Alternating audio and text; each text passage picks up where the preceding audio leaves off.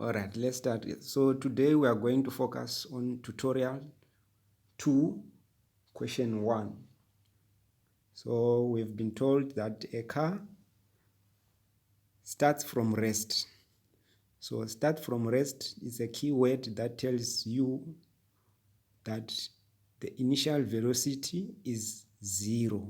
Whenever something is start from rest, the initial velocity there is 0. So we've already put that's, which means our v initial, which is initial velocity, is 0 meters per second. And you have been told that this car is accelerating at a constant speed in a straight line. So if something is moving at a constant rate, it's accelerating at a constant rate, not a constant speed, but a constant rate. The acceleration is constant, which means the acceleration is at a constant rate. It's not the velocity here. So you must not misinterpret this statement. It is the acceleration which is at a constant rate, not the velocity. If the velocity was at a constant rate, which means that the acceleration was going to be 0. But in this case, the acceleration is not 0, but it's constant, which means it's a certain number which is constant throughout, whether time is 1 second, 2 seconds, 3 seconds, 4 seconds, whatever. Okay, so we know from our formula that acceleration is change in velocity with respect to time. So the rate of change of velocity is definitely the acceleration. And we also know that our acceleration, our velocity, change in velocity, is the final velocity minus the initial velocity divided by the time. So here we simply just replace the value of change in v by introducing vf and vi. In this case, our vi will be 0, and then the vf will be that final velocity at t equals to 1. So first we want to find the final velocity at t equals to 1 before we find the final velocity at t equals to 2. So that's how we are going to be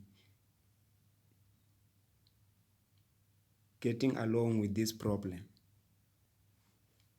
All right, so here from the graph of velocity versus time, we have already been hinted that the acceleration at a constant rate. So this is the constant rate which I just put as a sketch for you to understand what is happening here. It's just a sketch to just indicate to you that it's a constant acceleration. It's not 0. So you can see that the gradient is representing the slope. Whenever you are given a velocity versus time graph, the slope there is your acceleration. Okay.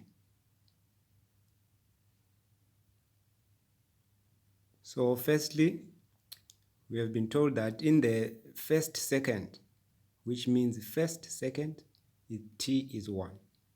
Okay. So we already know that t is 1, but we don't know what is the final velocity here. We only know the initial, which is 0. We don't know what is the final velocity. At t equals to 2, we are going to calculate it, and then we must find also the corresponding final velocity at t equal to 2. So we've been told that the displacement, the distance moved at t equal to 1 is 2 meters, and the initial velocity was 0, which is there. That is our initial velocity because it came from rest. Okay, the acceleration is what we are supposed to find. We are also required to find the final velocity at t equal to 1 first. So we are going to find the final velocity at t equals to 1 first here. Okay, so which two equations are we going to use? We are going to use vf is equals to vi plus vi plus acceleration times time. That is your equation 1.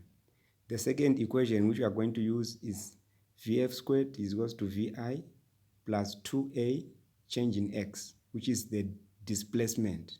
or the distance which was traveled in 1 second. So we are going to plug in the values. Acceleration, we are going to calculate it as well. So because we have two unknowns here and we have two equations, mathematically we can use simultaneous equations to solve these unknowns, which is VF and A. So we are going to use simultaneous equations to solve the unknowns mathematically. All right, so VF is equals to VI plus AT. So where there is T, you put a 1. Where there is T, you are going to put a 1, and then we'll be having VF squared is equals to 0 squared plus 2, a change in X. So this is the second equation, whereby still the initial velocity is 0. We don't know the final velocity from the equation 2.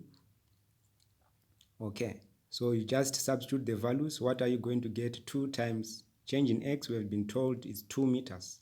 So change in X is 2 meters. Acceleration, I don't know it.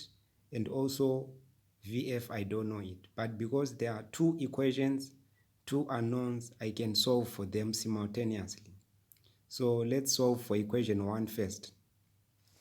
We are going to solve for equation 1 first. So with equation 1, what are we saying with equation 1? We are going to say VF is equals to 0. A times 1 is A.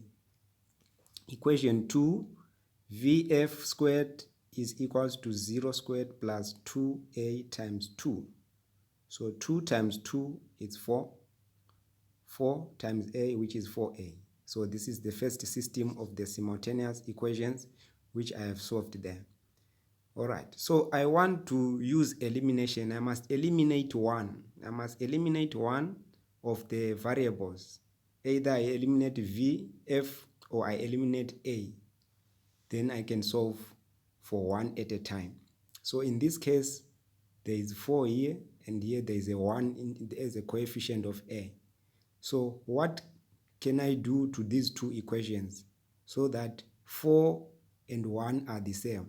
So I multiply the top equation, this one, the top one, I multiply it by 4. If I multiply the top equation by 4, and then the denominator by 1, which means these two, they are going to be the same at the end of the day, then I use subtraction, then I eliminate them. So this is what we are going to do next. So first here, I multiply the first one by 4, the second one by 1. So I'm going to eliminate what? The idea is to eliminate A, so that I'll be left with the VF only. Okay. All right, now we are here. We have multiplied now 4 times 4F, 4F, 4 times A, that's 4A, and then we have 1 times this equation is just say 1 times VF squared, which is VF squared, 4A, which is 4A times 1. Okay, so now we are going to use elimination method to remove one of the variables. So we are going to eliminate A, 4A, by subtraction. That's why we introduced the negative here. We have introduced the negative so that we can subtract this equation. You can subtract this equation from that. That's why I put a negative in front of the equation 2. Okay. Normally students make some errors when dealing with this, but let's first expand this. So 4F, you write your 4F, which is that one. Negative, that is the negative VF squared. Okay.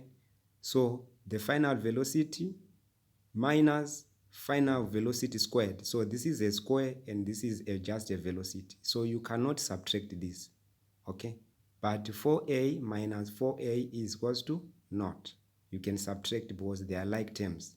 A and A are the same, but VF and VF squared, V squared F is not the same. Remember, it's V squared F, which is the final velocity squared. So that's why I introduced that these are the mistakes here which normally students they make, and then they end up saying VF is equals to 0 when they solve. So avoid such errors. So the correct approach of approaching this problem, VF minus VF squared is equals to 0, which means you have subtracted 4a minus 4a.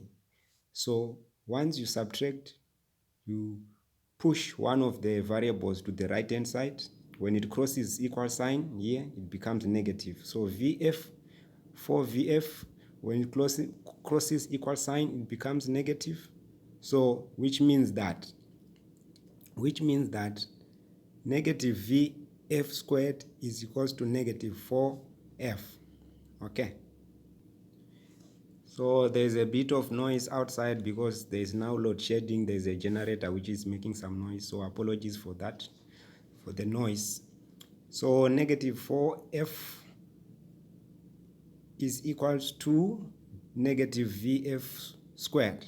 So basically, when you divide both sides by negative VF and negative VF this side, then it becomes a positive. So 4 on your left hand side, which means negative 4 over negative 1, which is 4, and then this side becomes positive.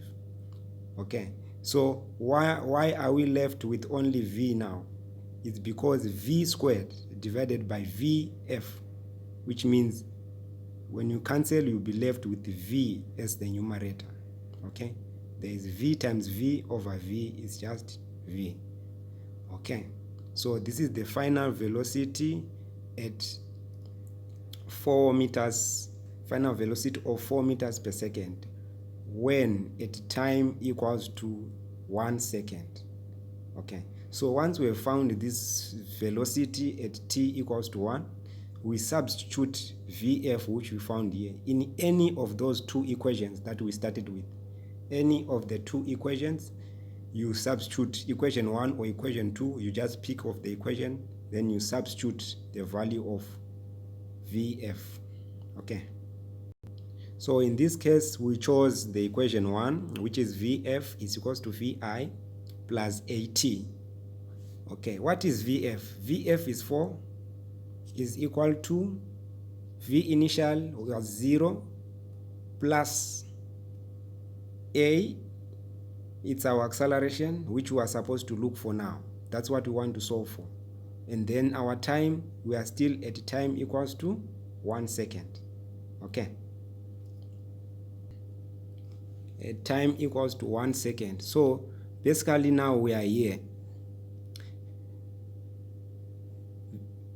VF is 4 meters per second. We have calculated it. We substitute the initial velocity, which is 0, plus A times 1, which is just A. So you must know the units of acceleration. It's what? Meters per second squared. Don't forget that. Okay, so definitely that is our acceleration. So now from the previous graph which we had before, we can now just have a clear picture of what is happening along this motion. What is happening? So at t equals to 1, I found my velocity to be 4. And now I have calculated that the slope, which I didn't know, this slope which I didn't know, is now 4 meters per second squared. That is the slope, the gradient. Okay, that is why it was referred to as a constant rate. It's a constant rate. Why? Because it's a value, it's not 0. So don't confuse it when the velocity is constant and when there's a constant acceleration. Okay, they are two different things.